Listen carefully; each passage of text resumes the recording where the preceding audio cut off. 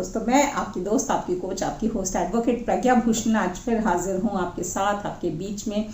एक ऐसे latest topic को लेकर के जिसके बहुत सारे क्यूरियोसिटीज आ रही हैं, सवाल आ रहे हैं कि ये मॉडल टेनेंसी एक्ट 2021 क्या है, ये अब क्या नई चीज़ आ गई है, टेनेंसी में कुछ बड़ा बदलाव आने वाला है क्या। तो दोस्तों, आज हम हर बात करेंगे इस मॉडल टेनेंसी एक्ट से रिलेटेड और हमारे देश में एग्जिस्टिंग टेनेंसीज एंड रेंटल्स को लेकर के कि ऐसा क्या है, क्या नया बदलाव आने वाला है। तो दोस्तों, अगर हम बात करें, कुछ एस्टिमेट्स 2012 में एस्टिमेट्स लिए गए थे इनफैक्ट कि जो अर्बन हाउसिंग सेक्टर है उसकी डिमांड जो है कुछ 1.9 करोड़ की है, हाउसिंग यूनिट्स की डिमांड है और 2021 आने तक कुछ 43.7 करोड़ पॉपुलेशन ऑलरेडी हो चुकी है अर्बन सिटीज़ की भारत में। तो ऑब्वियसली जो ड्राफ्ट नेशनल पॉलिसी भी आई थी इसको लेकर के 2015 में, उसमें भी ये कहा गया था कि ओनरशिप देकर के तो ये अर्बन हाउसिंग की डिमांड को केटर करना बहुत ही मुश्किल काम है और उन्होंने भी सजेस्ट किया था कि हमारे लॉज के थ्रू, हमारी पॉलिसीज़ के थ्रू रेंटल्स पे एम्फसाइज करना चाहिए, टेनेंसी पे एम्फसाइज करना चाहिए, तभी कुछ हो सकता है। बट टेनेंसी भारत में हमेशा से थोड़ा सा मुश्किल टॉपिक रहा बिकॉज पोस्ट इंडिपेंडेंस ज़मींदारी सिस्टम था और ज़मींदारी सिस्टम की वजह से टेनेंट्स को आसानी से एविक्ट ना किया जा सके, निकाला ना जा सके रेंटेड प्रॉपर्टीज से, या फिर बेमानी तौर पे उनका रेंट एनहांस ना किया जाए ताकि वो प्रॉपर्टीज छोड़ने के लिए मजबूर हो जाए। तो रेंटल लॉज भारत में शुरू से ही बहुत स्ट्रिक्ट थे और उस स्ट्रिक्टनेस का खामियाजा ये बरतना पड़ा कि लोगों को प्रॉपर्टी में इन्वेस्ट करने में डर लगने लगा। जो इन्वेस्टर्स थे उनको प्रॉपर्टी में इन्वेस्ट करने में डर लगने लगा क्योंकि एक बार अगर किराए पे प्रॉपर्टी दे दी तो उसका रेंट बढ़ाना, उसे खाली करवाना बहुत ही मुश्किल काम हो जाता था। कई लैंडलॉर्ड्स डरते थे कि अगर हमने किराए पे प्रॉपर्टी दे दी तो वो फिर कभी वापस हमें नहीं मिलेगी, वो तो हमें उससे हाथ धोना ही पड़ जाएगा। तो जो भारत के टेनेंसी लॉज थे बहुत स्ट्रिक्ट थे and it was always most of the times in fact towards the tenants. तो लैंडलॉर्ड्स को इससे घबराहट होने लगी। बाद में जब लगा कि भाई इन्वेस्टर्स को अगर प्रॉपर्टीज में इन्वेस्टमेंट के लिए मोटिवेट करना है तो इन टेनेंसी लॉज में कुछ चेंज लाने की कोशिश होनी चाहिए और सेंट्रल लेवल पे अगर पहली बार कहें तो ये कोशिश हुई थी 2005 में through Jawaharlal Nehru urban renewal mission. तो पहली बार सेंट्रल लेवल पे इस चीज़ पे कुछ चर्चा हो पाई और कुछ बातें करने की कोशिश की गई। बट अल्टीमेटली 2021 में मॉडल टेनेंसी एक्ट हमारे कैबिनेट ने 2 जून को अप्रूव कर दिया है to be implemented by the states, to be states and union territories in fact, क्योंकि जो लैंड है, लैंड रिफॉर्म्स हैं, अर्बन डेवलपमेंट है, टेनेंसी है, ये जो सारे मुद्दे हैं ये कॉन्स्टिट्यूशन ऑफ इंडिया में स्टेट लिस्ट के तहत आते हैं। यानी कि स्टेट को पावर है इन सब्जेक्ट्स पे लॉ बनाने की, कानून बनाने की। तो अल्टीमेटली ये स्टेट्स का डिसीजन होगा कि इन टेनेंसी लॉज को वो अप्लाई करें ना करें, इम्प्लीमेंट करें ना करें, या किन अमेंडमेंट्स के साथ, किन चेंजेस के साथ वो अमेंड करें। बट सेंट्रल लेवल पे एक डिसीजन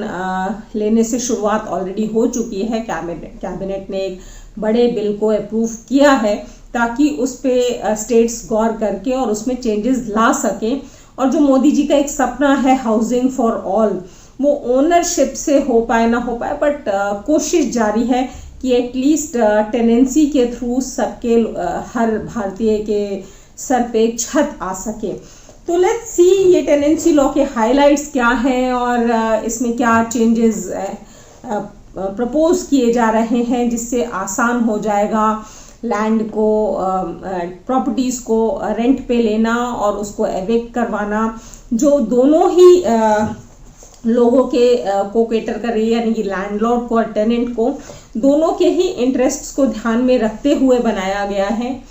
तो इसके जो मेन हाइलाइट्स हैं कि सबसे पहली जो चीज़ है कि एक एग्रीमेंट होना कंपल्सरी है जैसे ही आप रेंट पे प्रॉपर्टी देते हैं। और इस एग्रीमेंट में ये जो मॉडल टेनेंसी एक्ट है ये इस एग्रीमेंट की बहुत बारीकियों की भी बात करता है, जैसे कि रिपेयर्स कौन कराएगा, टेनेंसी का पीरियड कितना होना चाहिए, रेंट अमाउंट कितना होना चाहिए, सिक्योरिटी कितनी डिपॉजिट होनी चाहिए। तो इस हर चीज की डिटेल में बात करता है। दूसरी चीज की इस मॉडल टेनेंसी एक्ट में सब लेटिंग जो है, प्रॉपर्टी को आगे किराए पे दें, वो भी अलाउड नहीं है, स्ट्रिक्टली प्रोहिबिटेड है। इनफैक्ट जब तक कि आपने सप्लीमेंट्री एग्रीमेंट नहीं बनाया है रिटर्न में इस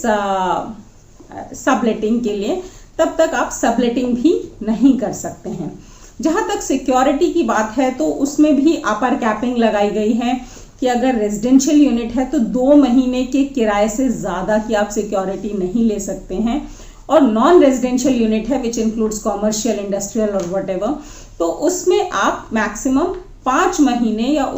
5 महीने तक के रेंटल के इक्विवेलेंट जो अमाउंट है उसको एज सिक्योरिटी ले सकते हैं। फिर इसमें डिटेल में ये भी बात की गई है कि एविक्शन के क्या ग्राउंड्स होने चाहिए, यानी कि जब आप किराएदार को अपनी प्रॉपर्टी से निकाल रहे हैं तो उसके क्या ग्राउंड्स होने चाहिए, जिसमें कि मेजर है कि अगर 2 महीने से ज़्यादा का रेंट नहीं दिया है टेनेंट ने तो एविक्शन का ग्राउंड बनता है वो। सेकेंडली, टेनेंट अगर किराया देने से ही बिल्कुल मना करता है तो भी वो एविक्शन का ग्राउंड बनता है। देन नंबर 3 पॉइंट इज कि अगर वो आपने जितना एरिया उसे यूज़ करने के लिए दिया है वो उससे ज़्यादा एरिया यूज़ कर रहा है, मिसयूज़ कर रहा है, इंक्रोच करके उसमें बढ़ रहा है आगे, तो वो भी एक एविक्शन का ग्राउंड है। And then number 4 point is कि जब वो मिसयूज कर रहा है प्रॉपर्टी को, यानी कि आपने जिस यूज के लिए वो प्रॉपर्टी दी है वो ना करके किसी और काम के लिए उस प्रॉपर्टी को यूज कर रहा है और आपके रिटर्न नोटिस के बावजूद वो उस मिसयूजर को कंटिन्यू रखता है, तो ये भी एक एविक्शन का ग्राउंड हो जाता है। इसमें एक और पॉइंट लिया गया है मॉडल टेनेंसी एक्ट में जो कि काफी अच्छा हाईलाइट है इसका, कि अगर टेनेंसी टेन्योर खत्म हो जाता है या टेनेंसी का एग्रीमेंट जब लैप्स हो जाता है उसके बाद अगर आपको टेनेंसी रिन्यू करनी है तो जो लैंडलॉर्ड है वो बढ़ा हुआ रेंट मांग सकता है। आप पिछले ही रेंट पे कंटिन्यू करें, ऐसा जरूरी नहीं है। तो ये लैंडलॉर्ड्स के फेवर में एक पॉइंट है। और इसमें अब जो मॉडल टेनेंसी एक्ट के तहत जो एडजुडिकेशन है वो भी बहुत फास्ट करने की तैयारी है। जिस तरह से पहले चलता था कि सालों साल टेनेंसी के केस चलते रहते थे, रेंट लॉस के अंदर सिविल कोर्ट्स में केस चलते रहते थे और कोर्ट्स इतनी ऑलरेडी ओवरबर्डन्ड है लिटिगेशन से कि नंबर ही नहीं आता था केसेस का। तो अब एडजुडिकेशन के सिस्टम को भी एक डिफरेंट लेवल पे लाने की इसमें बात कही गई है, जिसमें 3 टियर एडजुडिकेशन होगा मोस्ट प्रोबेबली। और इसकी बात करें तो ये इसमें पहला होगा rent authority, number 2 is rent court and number 3 is rent tribunal. तो रेंट अथॉरिटी और रेंट कोर्ट जो बनेगी उसमें डिस्ट्रिक्ट कलेक्टर को पावर दी गई है कि वो स्टेट गवर्नमेंट के अप्रूवल के बाद ये रेंट अथॉरिटी और रेंट कोर्ट को एस्टैब्लिश कर सकते हैं। एंड रेंट ट्रिब्यूनल जो है, जो भी कंसर्न्ड एडजुडिकेशन होगा हाई कोर्ट का, उनके सजेशन एंड उनके एडवाइस के बाद रेंट ट्रिब्यूनल का गठन हो सकता है, रेंट ट्रिब्यूनल फॉर्म हो सकता है। तो ये 3 टियर सिस्टम होगा rental disputes and tenancy disputes को एडजुडिकेट करने के लिए। एंड उम्मीद लगाई जाती है कि काफ़ी फास्ट होने वाला है। जो रेंटल डिस्प्यूट्स हैं, टेनेंसी डिस्प्यूट्स हैं, उसका एडजुडिकेशन भी इसके वजह से काफ़ी फास्ट हो सकता है। तो दोस्तों सबसे बड़ी जो चीज़ आ रही है कि अगर स्टेट्स इसको अडॉप्ट कर लेते हैं,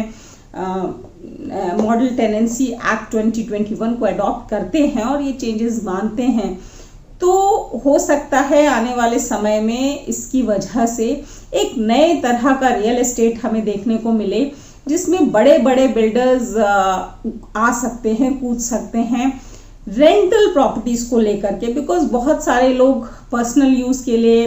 तो प्रॉपर्टीज में इन्वेस्ट करना पसंद करते हैं, बट रेंटल में इन्वेस्ट करना थोड़ा सा डरते हैं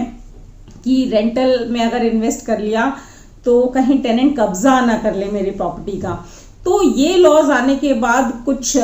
जो रेंटल लॉज हैं, टेनेंसी लॉज हैं, वो काफ़ी ट्रांसपेरेंट होने की उम्मीद है और लोगों का जो एक विश्वास है, ट्रस्ट है, वो बढ़ेगा एडजुडिकेशन सिस्टम में, जुडिशियल सिस्टम में एंड हमारे लॉज में, जिसकी वजह से काफ़ी लोग सामने आ सकते हैं रेंटल प्रॉपर्टीज़ में इन्वेस्ट करने के लिए। एंड ऑफ कोर्स बिल्डर्स भी उसमें अपना कुछ नया इनोवेशन दिखा सकते हैं, नई तरह की प्रॉपर्टीज सामने आ सकती है अर्बन पॉपुलेशन के रेंटल डिमांड्स को केटर करने के लिए। तो ये है आने वाला मॉडल टेनेंसी एक्ट। देखते हैं इसका असर क्या होता है हमारे देश के रियल एस्टेट पे और हमारे बिल्डर्स पे और हमारे इन्वेस्टर्स पे। एंड ऑफ कोर्स जिन लोगों के सर पे छत नहीं है, अर्बन एरियाज में रह रहे हैं और जिनको रेंटल प्रॉपर्टीज़ की वाकई में ज़रूरत है, उनका क्या होने वाला है। क्या मोदी जी का हाउसिंग फॉर ऑल का सपना इस नए लॉ के थ्रू पूरा होगा या नहीं होगा, ये हम आने वाले समय में देखेंगे। इससे रिलेटेड आपका कोई क्वेश्चन है तो ज़रूर बताइएगा मुझे नीचे दिए गए कमेंट बॉक्स में। मिलते हैं मेरे नेक्स्ट वीडियो में, तब तक के लिए थैंक यू, धन्यवाद, नमस्कार, शब बखैर।